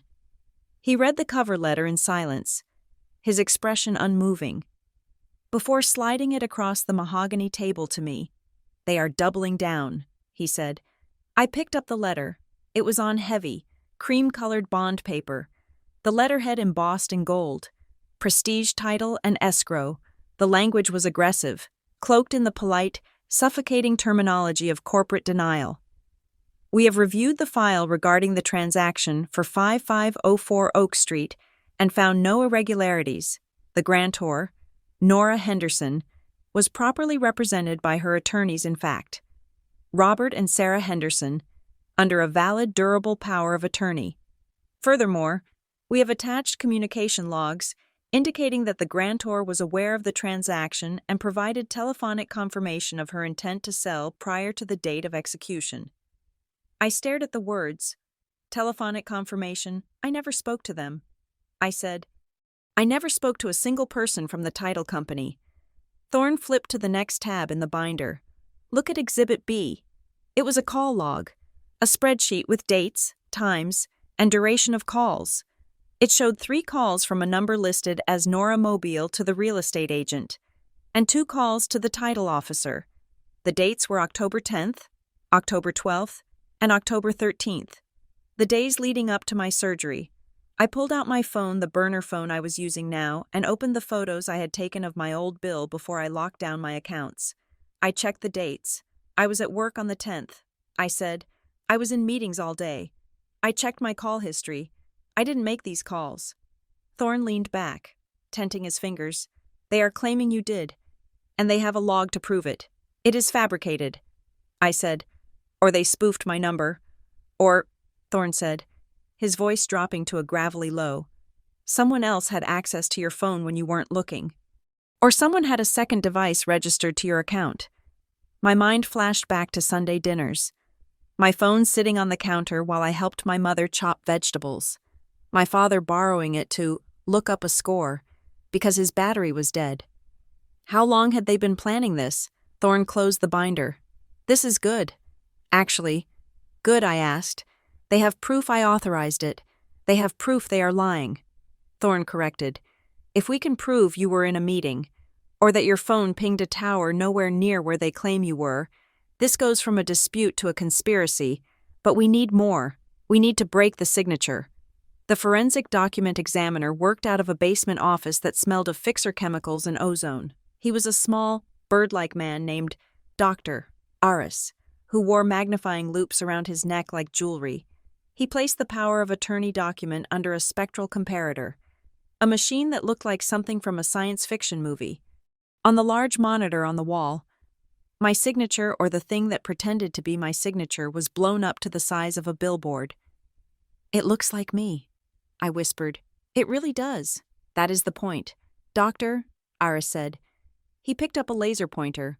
"But look here. At the top of the N, and here, at the loop of the A." I squinted. The lines looked jittery, jagged. "This is what we call hesitation tremor." He explained, "When you sign your own name, you do it with muscle memory. It is a ballistic movement, fast, fluid. You do not think about the shape of the letters. But when someone else signs your name, even if they have practiced, Their brain has to tell their hand where to go. They hesitate. They draw the signature rather than writing it. He clicked a button, and the image shifted to a chaotic overlay of red and blue lines. I compared this to the known samples you provided from your checks and tax returns. Doctor, Aris continued, the pressure points are all wrong. You press hard on the downstroke of the H. This writer presses hard on the crossbar. He turned off the laser. It is a simulation. A very good one. This wasn't a random forgery. Ms. Henderson, this was done by someone who has seen your signature 1,000 times. Someone who practiced. I felt a wave of nausea. I thought about the birthday cards my mother signed for me. I thought about the permission slips she signed when I was a child. She knew my hand because she had held it while I learned to write. She traced it. I said, likely. Doctor. Aris agreed, or she placed a light source under the paper and copied it. It is methodical. It is intimate. I walked out of the lab feeling like I had been violated. It wasn't just money, it was identity. My mother had worn my name like a costume to rob me. My phone rang as I was getting into the cab. It was my father. I stared at the screen. I had blocked his number. But this was a new number. A prepaid line, probably. I debated letting it go to voicemail, but the rage that had been simmering in my gut since the forensic lab flared up, hot and bright. I answered, "What do you want, Nora?" "Don't hang up," my father said. His voice was different today. Not the angry patriarch from the last call. He sounded tired, reasonable, the voice of a man trying to broker a truce. "I am listening." I said, "This legal thing." He said, "It is getting out of hand. Your mother is a wreck. She can't stop crying. The sheriff served the restraining order this morning. The bank accounts are frozen. We can't even buy groceries. You should have thought about that before you stole $400,000. I said, "We didn't steal it." He insisted, but the fire was gone from his tone. "Look, we want to make this right. We have a proposal." I laughed. A bitter, sharp sound. A proposal. "Drop the lawsuit," he said. "Drop the quiet title action. Let the sale stand. In exchange, we will help you buy a new place." "Help me," I asked. "With what money?" "Your accounts are frozen. I have a partner," he said, "a business associate. He is willing to front the down payment on a new condo for you. Something nicer. Something in a better building. We can put it in your name. We will co-sign." I gripped the phone so hard the plastic case creaked. "You want to co-sign?" I asked quietly. "You want to attach your name to my property again. It is the only way to get you approved right now." He said, "Your credit took a hit with that inquiry. Didn't it? We can fix it. We can guide you. We just need to stop this bleeding. The legal fees are going to eat everything up. Nora, if we keep fighting, nobody wins." He was trying to make me dependent again. That was the deal. He would clean up the mess he made by tethering me to him with a new debt, a new obligation, a new set of strings he could pull whenever he needed liquidity. "Who is the partner?" I asked. "Is it Vanzetti? The shark who bought my condo?"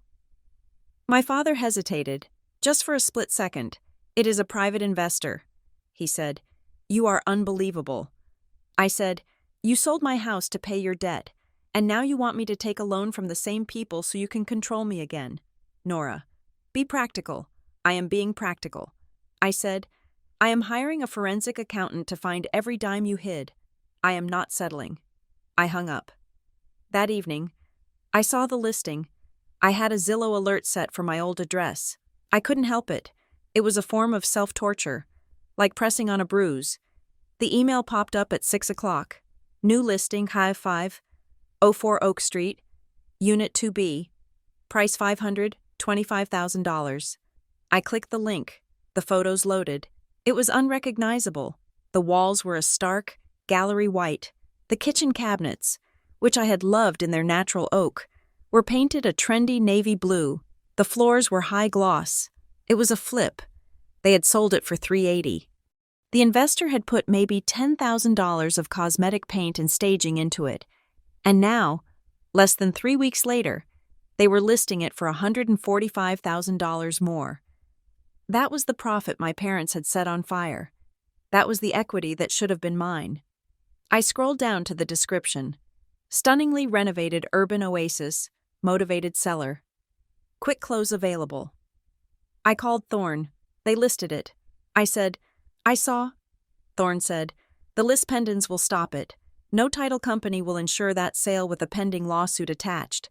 They can list it for $1 million if they want. They can't sell it, but they think they can. I said, they think I'm going to fold. Let them think it. Thorne said, it makes them sloppy. The next day, I packed the last of my things. I couldn't stay at Julie's forever. Her apartment was small, and I felt like a dark cloud hovering over her cheerful life, and I certainly couldn't go back to the suburbs. I was going to Oakhaven. It was a retreat, yes, but it was also a claim. It was the only piece of ground on this earth that was legally mine, the only door I could lock that my parents didn't have a key to. Julie helped me load the rental car. She hugged me tight in the parking lot. You call me every day, she said. If you see your dad's car, you call the police. I will. I promised. The drive was somber. The autumn leaves were past their peak. Turning brown and brittle on the branches, the sky was a flat, slate gray. When I pulled into the driveway of 410 Elm Street, the house looked different than it had the first time. It didn't look like a ghost story anymore. It looked like a bunker. I had arranged it with Bill, the tenant. He occupied the main floor. But there was a small mother-in-law studio attached to the back of the garage that had been used for storage. It had a bathroom and a kitchenette. Bill had graciously offered to clear it out for me. I moved in with 2 suitcases and a sleeping bag. The studio was cold. The linoleum was peeling. But as I sat on the floor that first night, eating a sandwich I had made from grocery store supplies, I felt something I hadn't felt in weeks. My lungs expanded. For the first time since I woke up from surgery, I wasn't being watched. I wasn't being managed. I wasn't being handled. I was poor. I was injured. I was alone, but I was free. The next morning, Bill knocked on the doorframe. He was holding 2 mugs of coffee. Morning, landlady, he said with a grin. Thought you might need some octane. I took the mug. Thank you. Bill, he leaned against the door, looking out at the yard. It was a gray morning, mist clinging to the grass. I was thinking about what you asked the other day. Bill said, about your dad. Yeah, I remembered something else. He shifted, looking uncomfortable. It was back in July. He came by to check the HVAC unit. He had another guy with him. A suit. A suit, I asked, in Oakhaven. Yeah, slick guy. Kept looking at his watch. I heard your dad talking to him in the driveway.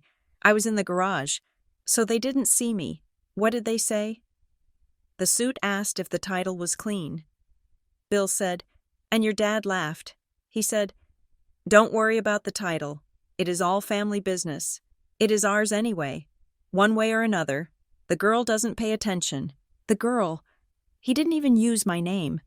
He said it like I was a placeholder. I whispered, like I was just a temporary custodian of his property. Yeah, Bill said. It rubbed me the wrong way. That is why I remembered it. He sounded arrogant, like he owned you. He thought he did. I said, that afternoon, my mother called. I didn't answer. She left a voicemail. I sat on the floor of the studio and listened to it. Nora, please. Her voice cracked. She sounded exhausted. We are going to mediation next week. Please, just talk to us before then. I went to the condo today. I just wanted to see it, to make sure they were taking care of it. I froze. She went to the condo. I replayed the message. I went to the condo today, just to make sure they were taking care of it. Why would she care? It was sold. It belonged to an LLC. Unless she was still involved. Unless the sale was a sham. A parking place for the asset until they could flip it and split the proceeds. And then she said it. The slip. The agent. Mr. Gantry. He told me they are going to replace the carpet in the bedroom next week. I told him you always hated that carpet. I sat up straight. Mr. Gantry. She was talking to the listing agent of the flip. She was giving him advice on renovations. You don't talk to the new owner's agent if you are just the previous seller. You talk to them if you are a partner. They hadn't just sold the condo to cover a debt. They were partners in the flip. My father had likely cut a deal. Take the condo to satisfy the judgment, but let me help you flip it and give me a cut of the upside. That was why they were so desperate for me to drop the lawsuit. If the list pendant stuck, the flip failed. If the flip failed, my father didn't just lose the settlement, he lost his cut. He lost his retirement plan. I saved the voicemail. I emailed it to Thorne. Then I went for a walk in the cold Oak Haven air. I walked past the high school, past the library. I breathed in the smell of wood smoke. I realized then that I wasn't fighting for the condo anymore. The condo was tainted. It was a crime scene. I was fighting for the truth. Mediation was scheduled for a Thursday. It was held at a neutral location, a conference center near the courthouse. Thorne drove me. I wore a gray suit I had bought at a thrift store in Oak Haven because my own suits were gone. I looked severe. I felt severe. My parents were already there when we entered the room. The sight of them stopped me cold. I expected them to look defeated. I expected the wreck my father had described on the phone. Instead, they looked immaculate. My father was wearing his navy blazer with the gold buttons. He was tan. He was chatting with their attorney, a man I didn't recognize, looking relaxed and confident. My mother was wearing pearls. She had her hair done. She was holding a notebook. Poised and ready, they had put on their armor. When I walked in, my mother looked up, her eyes filled with instant, commanded tears. "Nora," she cried, starting to rise. "Oh, look at you. You look so thin. Sit down, Mrs. Henderson," Thorne said. His voice was a whip crack. My mother sank back into her chair, dabbing her eyes with a tissue. We sat on the opposite side of the table. The mediator, a retired judge with a weary face, sat at the head. "We are here to see if we can resolve the matter of Henderson versus Henderson et al.," the mediator said. My parents' attorney, a slick-haired man named Mr. Vance, leaned forward. "Your Honor," he began, "though it wasn't a court, my clients are heartbroken. This is a tragic misunderstanding within a loving family. They acted under emergency circumstances to protect their daughter's financial interests." Thorne didn't even look up from his notes. They sold a $400,000 asset for $380,000 to a known predatory lender to satisfy a personal judgment against Robert Henderson. That is not protection. That is conversion. "We dispute that characterization," Vance said smoothly. "The sale was necessary to provide liquidity for Nora's medical care. Nora's medical bills were covered by insurance," Thorne said, "and the proceeds of the sale did not go to her care. They went to Debt Solve LLC, a shell company owned by the same entity that sued Robert Henderson." My father spoke up. He couldn't help himself. "It was a bridge loan," he said, his voice booming. "We were managing the cash flow. Nora is not sophisticated in these matters. She doesn't understand high-level finance." I looked at him. "I am a senior analyst." "Dad," I said. My voice was quiet, but it cut through the room. "I manage budgets larger than your entire life's earnings." He turned on me, his face flushing red. "You are a glorified calculator. You don't know how the real world works. You don't know what it takes to keep a family afloat, Robert," Vance warned, touching his arm. My mother leaned across the table. "Nora, please, we can stop all of this. We have a plan. We can get you a new place, better than the old one. We just need you to sign the release." I looked at the document they had slid across the table. Settlement agreement and mutual release. It would give me $100,000, a fraction of what I had lost. And in exchange, I would agree to a non-disclosure clause. I would agree to drop the quiet title. I would agree to never speak of the Oak Haven rent again. It was a gag order. "If you sign this," Vance said, "we can have a check to you today. You can start over." I looked at the check on the table. $100,000. It was tempting. It was enough to buy a small place in Oak Haven. It was enough to walk away. I looked at my parents. They were watching me with hungry, desperate eyes. They needed this signature. If I signed, the list pendants would lift. They could close the flip on the condo. They would get their payout. They would win. And in 5 years, when they ran out of money again, they would come back. They would find a way, because they believed they owned me. I thought about the tenant. Bill. It's ours anyway. I thought about the hospital bed, the nurse asking for the signature, my mother's soft voice. I'll take care of everything. I pushed the paper back across the table. No, I said. Nora, my mother wailed. Don't be stubborn. I am not being stubborn, I said. I am being safe. I turned to the mediator. There is no settlement, I said. My father stood up, his chair scraping violently against the floor. You ungrateful little bitch. The room went deadly silent. My mother gasped. Vance closed his eyes. My father stood there, his chest heaving, his face a mask of pure, unfiltered hatred. The mask of the loving protector was gone. This was the man who had sold me out. This was the man who believed that because he had given me life, he was entitled to consume it. I looked at him, and I didn't feel fear anymore. I felt clarity. I want my day in court. I said. Thorne stood up. We are done here. We walked out. Behind us, I heard my mother sobbing, and my father shouting at his attorney. As we walked to the car, Thorne looked at me. You know what this means, he said. It means war. Total war. They will try to destroy your reputation. They will burn every bridge. Let them burn, I said. I have fire insurance. I got into the car. I was going back to Oakhaven. I was going back to the little studio with the peeling linoleum. I didn't have my condo. I didn't have my parents, but I had the truth. And for the first time in my life, that was enough. I pulled out my phone and called Julie. It didn't work. I said, Good. Julie said, I didn't want it to. I'm taking them to trial. Julie, I'm going to put them on the stand. I know, she said. And Nora, yeah, you sounded like a badass. I laughed. A wet, shaky sound. I don't feel like a badass. I feel like an orphan. You are, Julie said. But at least now you know it. I hung up and watched the city fade into the rearview mirror. The mediation had been the final test. I had given them one last chance to be parents, to offer a genuine apology, to show remorse. Instead, they had offered me a bribe and called me a bitch. The grief was still there, a heavy stone in my gut. But the confusion was gone. I knew who the enemy was now, and I knew exactly how to defeat them. The court-ordered mediation took place 2 weeks later in a conference room that smelled of stale coffee and impending litigation. This was not the informal settlement talk we had walked out of previously.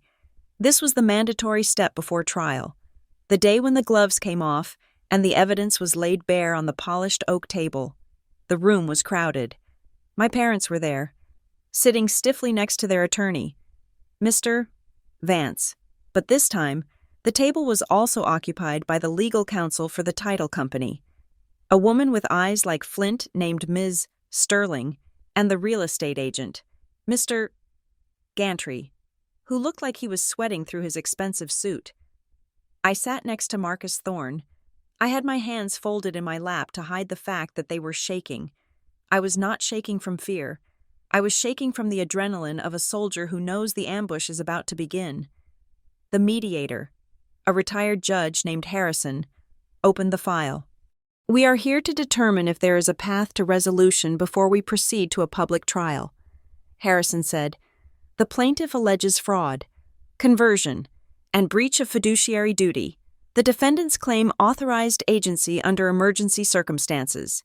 Thorne did not wait for the opening pleasantries.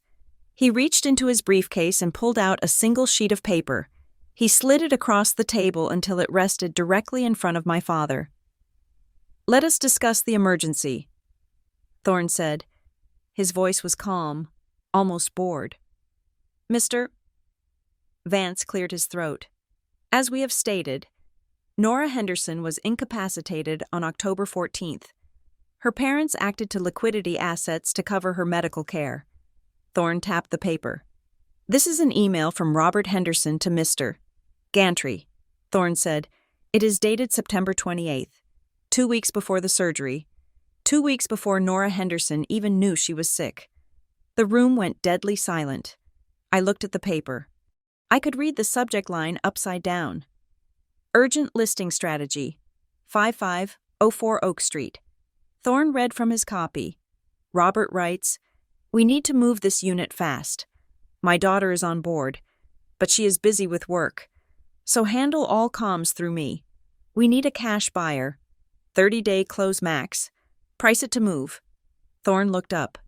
There was no emergency on September 28th. Thorne said, "Nora was at work. She was healthy. She was paying her mortgage. You didn't sell this condo because she was sick.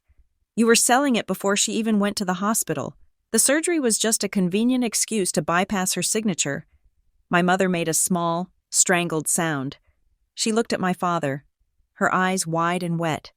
"Robert," she whispered, "you said you sent that after she got sick." My father stared straight ahead, his jaw set in a rigid line. He did not look at me. He did not look at his wife. He looked at the wall, as if by ignoring the evidence he could make it disappear. "Mr." Vance shuffled his papers, looking flustered. He clearly had not seen this email. We reserve the right to authenticate that document." Vance stammered, "It came from Mr. Gantry's subpoenaed server." Thorne turned his attention to the real estate agent. "Mr. Gantry, you listed a property without ever speaking to the owner. You facilitated a sale for $380,000 based on the word of a third party." Gantry wiped his forehead with a handkerchief. "Look, Mr. Henderson told me he had power of attorney. He told me Nora was aware. Did you see the power of attorney?" Thorne asked. I was told it was being handled by the title company," Gantry said, his voice rising in pitch. "I am a sales agent, not a lawyer. The parents had keys. They had the alarm code. They were staging the unit. I had no reason to doubt them, so you never called Nora." Thorne pressed. "You never once verified that the woman whose house you were selling actually wanted to sell it." Gantry looked at the call logs. Thorne had previously entered into evidence the logs that showed calls to a number that wasn't mine. "I called the number Robert gave me." Gantry shouted. A woman answered. She said, "Yes, sell it." "Who answered?" Thorne asked quietly. "I assumed it was Nora." "It was not Nora." Thorne said, "Because Nora was in a budget meeting at that exact time. We have the minutes from her office." Thorne turned to my mother. "Who answered the phone?" "Sarah." My mother crumbled. It wasn't a slow erosion. It was a sudden, structural collapse. She put her face in her hands and began to sob. A raw, ugly sound that echoed in the sterile room. "I didn't want to," she wailed. "Robert made me. He said we had to. He said if we didn't get the cash by the 15th, we were going to lose the house. We were going to lose everything." "Sarah, stop," my father hissed. "No," she screamed, lifting her tear-streaked face. "I can't do this anymore." "Robert, look at her. Look at Nora. We are destroying her." She looked at me, her eyes pleading for a forgiveness I didn't have. We were drowning. "Nora," she sobbed. "Your father. The lawsuit. The judgment. They were going to garnish his pension. They were going to take the car. We didn't have a choice. You had a choice," I said. My voice was steady, cold as ice. "You could have asked me." "We couldn't ask you," she cried. "You would have said no. You are always so responsible with your money. You would have lectured us. You would have told us we made bad decisions. We just needed to fix it. We meant to pay you back. I swear. Nora, we thought the flip would make enough profit to refund you the equity eventually." "Eventually," I repeated. "So you stole $400,000 from me, and you were going to pay me back with a vague promise of future profit." "It wasn't stealing," my father roared. He slammed his fist on the table. The water pitcher rattled. He stood up, his face purple with rage. He was done with the silence. He was done with the lawyer's advice to keep calm. "It wasn't stealing because it is all the same money," he shouted, pointing a shaking finger at me. "Excuse me," Thorne said. But my father ignored him. He looked only at me. "Who paid for your college?" "Nora." "Who paid for your ballet lessons when you were 6? Who paid for that summer camp in Maine? Who co-signed your first lease?" I stared at him. You are talking about raising a child. Dad, you are talking about parenting. I am talking about investment, he yelled. We poured everything into you, every spare dime. We sacrificed our retirement so you could have a degree. We sacrificed our vacations so you could have braces. You are the product of our investment. The room was frozen. Even Ms. Sterling, the hardened title attorney, looked horrified. And now my father continued, his voice dropping to a sneer. Now you are sitting there with your six-figure job and your condo and your equity, and we are drowning. You owe us. Nora, you owe us for the life you have. If we need to liquidate an asset to survive, it is our right. We made you. I felt a strange sensation in my chest. It wasn't pain, it was the clicking of a lock, the final tumbler falling into place. He didn't love me. He didn't even see me as a person. He saw me as a long-term savings bond that had finally matured. He believed that because he had fed me and clothed me, he held a lien on my life. Love is not a ledger. Robert, I said softly. It is when you are broke, he spat. Thorne stood up. He didn't look angry.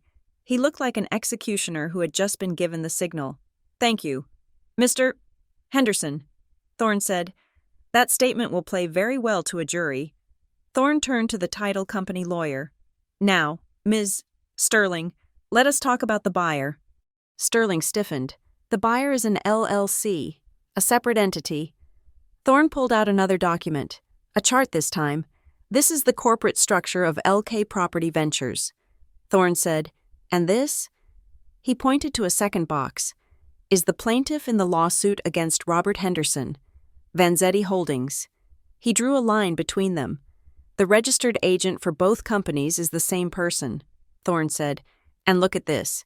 The email address used to register the domain for LK Property Ventures. It belongs to a man named Carl Miller. Thorne looked at my father.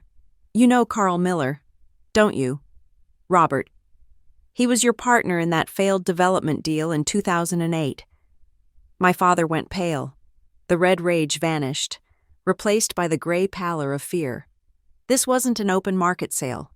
Thorne announced to the room. This was a conspiracy. Robert Henderson owed money to Vanzetti. He couldn't pay. So he called his old friend Carl, who works for Vanzetti, and they cooked up a scheme. Robert gives them his daughter's condo at a discount to settle his debt. Vanzetti flips the condo for a profit. Robert gets a small kickback on the back end to keep quiet, and Nora gets nothing. Thorne looked at the title lawyer. Your company ensured a fraudulent transfer of assets to launder a debt. Thorne said, That is racketeering. That is RICO territory. Ms. Sterling closed her file. She looked at Vance. She looked at Gantry. We need a recess, she said sharply. They left the room. My parents stayed. My mother was weeping into her hands. My father was staring at the table, his breathing shallow and fast. He looked small now. The bluster was gone. He realized he had said the quiet part out loud, and there was no taking it back. I didn't speak to them. I drank my water. I watched the clock. 20 minutes later, the lawyers returned. Ms. Sterling sat down. She didn't look at my parents. She looked at Thorne. We are prepared to offer a global settlement, she said. Let's hear it, Thorne said. The title company and the buyer, LK Property Ventures, will agree to rescind the sale. The deed will be reverted to Nora Henderson, the mortgage will be reinstated, and the equity Thorne asked, the condo was stripped. We will pay a restoration fee of $50,000 to cover furniture and repairs. Sterling said, and we will cover the plaintiff's legal fees, up to $40,000. I felt a surge of relief. I was getting my house back.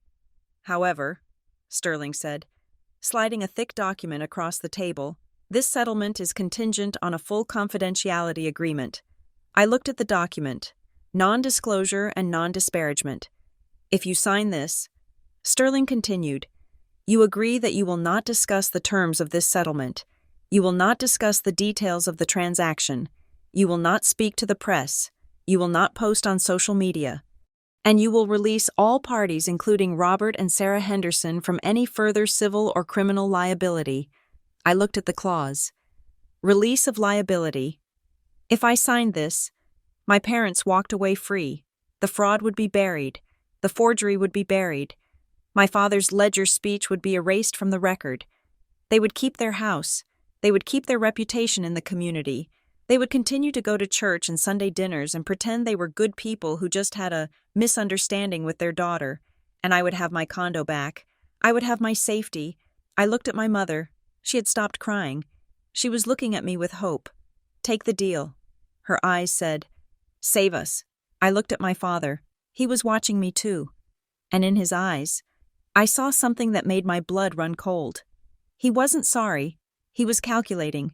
He was thinking. She will take it. She is pragmatic. She wants her stuff back. He thought he still knew me. He thought I was still the girl who wanted to keep the peace. I thought about the tenants in Oakhaven. I thought about the suit in the driveway. I thought about the 7 years of rent they had stolen. If I signed this, I was letting them do it again. Maybe not to me, but to someone else. Or they would come back for me in 10 years, when I had rebuilt, and they would find a new way to justify taking what was mine. Silence is how this survives. I thought, the silence of family business, the silence of don't air your dirty laundry, the silence of victims who are paid to go away. I put my hand on the settlement agreement. The paper felt cool and smooth. It is a good offer. Ms. Henderson, Sterling said, it makes you whole. No, I said. Sterling blinked. Excuse me. It gives me my money back, I said, but it doesn't make me whole, because it leaves them in power. I pushed the paper away. I will not sign a confidentiality agreement, I said, and I will not release them from liability. Nora, my father shouted, are you insane? Take the house. I don't want the house if it comes with a gag. I said, Ms. Sterling looked at Thorne. Counsel, please advise your client. If she refuses this, we go to trial. And trial is expensive. Trial is public. That is the point. I said, I want it public. I stood up. My legs were shaking, but I felt a strange, towering strength. I want everyone to know. I said, I want the neighbors to know. I want the church to know. I want your business partners to know. Dad, I want the record to show that you sold your daughter out for $300,000. You are destroying this family, my mother screamed. The family is already destroyed. Mom, I said, you destroyed it when you decided I was a bank account instead of a daughter. I looked at Thorne. File it, I said. Thorne smiled. It was a wolfish, predatory smile. We already did, he said. He pulled a final document from his briefcase. It wasn't a settlement draft. It was a file-stamped copy of a complaint. This morning, at 9 a.m., we filed the civil suit in Superior Court. Thorne announced, we also filed a formal complaint with the District Attorney's Office regarding the forgery and identity theft, and we have subpoenaed the financial records of the Henderson Family Trust regarding the embezzlement of rental income from the Oakhaven property. My father's face went white. The district attorney forgery is a felony. Robert, Thorne said, identity theft is a felony. This isn't a family dispute anymore. It is a criminal investigation. My father slumped back in his chair. He looked like a man who had been shot. You wouldn't, he whispered. You wouldn't put your own father in jail. I looked at him. I remembered him standing in my hospital room, energized, making calls while I was unconscious. I remembered the text message, we are your family. You put yourself there. Dad, I said, when you sign my name. I turned to Ms. Sterling. I will see you in court. I said. I walked out of the conference room. I didn't look back. I heard my mother screaming my name. A high, desperate keen that sounded like a mourning wail. I walked down the long hallway of the mediation center. The floor was marble, and my heels clicked sharply against it. Click, click, click. It sounded like a clock ticking, or a countdown ending. I pushed open the heavy glass doors and stepped out into the sunlight. I took a deep breath. The air was cold and clean. I didn't have my condo. I didn't have a settlement check. I was going back to a drafty studio in Oakhaven with a futon on the floor. But I owned my voice, and for the first time in 33 years, the ledger was balanced. Thank you so much for listening to Nora's story. It is a heavy one, but I think it speaks to a truth many of us face the moment we have to choose between keeping the peace and protecting our own souls. I would love to hear from you in the comments. Where are you listening from today? Have you ever had to draw a hard line with family to protect yourself? Please consider subscribing to Revenge Stories for more tales of justice, resilience, and the complicated, messy truth of human relationships. Share your thoughts in English below. I read every single one. Until next time.